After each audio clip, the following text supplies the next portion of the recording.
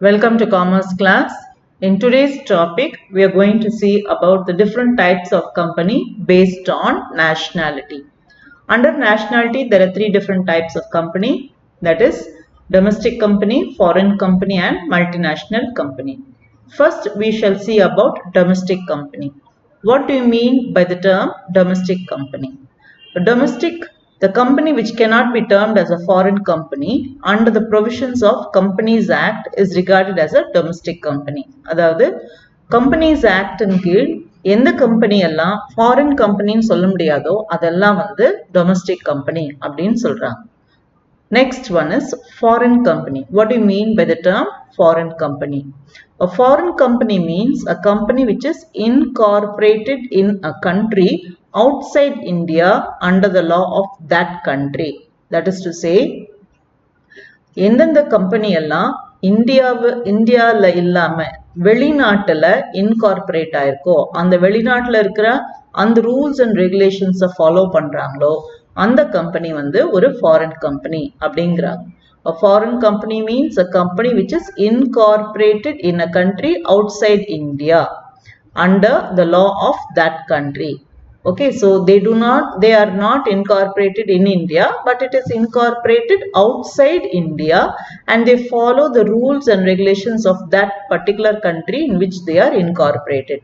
So, அந்த மாதிரி company பேர் வந்து foreign company. There are certain rules they have to follow. What are the rules? அதாவது business establish பண்ணிட்ட அப்புறமா certain documents 30 days குள்ளார அவங்க file பண்ணணும். அதாவது they have to submit. What are the documents? First they say charter or statute under which the company is incorporated. எந்த நாட்டோட அதிகாரத்தின் கீழே அல்லது written statute கீழே incorporate இருக்கோ certified copy கொடுக்கணும் அதுக்கு. Then memorandum of association and articles of association இது எல்லாமே வந்து என்ன பண்ணணும், இங்கிலீஷ்ல டிரான்ஸ்லேட் ஆயிருக்கணும். ஏன்னா if it is a foreign country it will be in that particular foreign language. அதனால என்ன சொல்றாங்க, it should be translated into English. Then registered office, அந்த கம்பெனியோட full address and register of office வந்து தெரிவிக்கப்படணும். Then list of directors and secretary of the company, யாரெல்லாம் அந்த கம்பெனிக்கு director யார் செக்ரட்டரி அப்படிங்கிற டீட்டெயில்ஸ் furnish பண்ணணும். Then name and address of any person resident of India who is authorized to accept on behalf of the company service of legal process and any notice served on the company. அதாவது இந்தியாவில் அவங்க சார்பாக யார்கிட்ட ஏதாவது ஒரு legal proceedings இருந்தா அவங்கள contact பண்ணக்கூடிய ஒரு பர்சனோட நேம் யாரு அப்படிங்கறத அவங்க எஸ்டாப்ளிஷ் பண்ணணும். அவங்க பேரு, அவங்களோட அட்ரஸ், இந்தியால எங்க இருக்கிறாங்க, அவங்க who is authorized to accept on behalf of the company, கம்பெனியின் சார்பாக.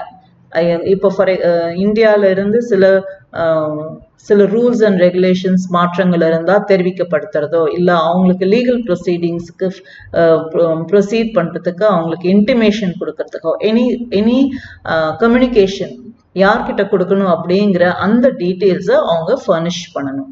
Then the full address of the company's principal place of business in India. இந்தியால அந்த ஃபாரின் கம்பெனி எங்க அவங்க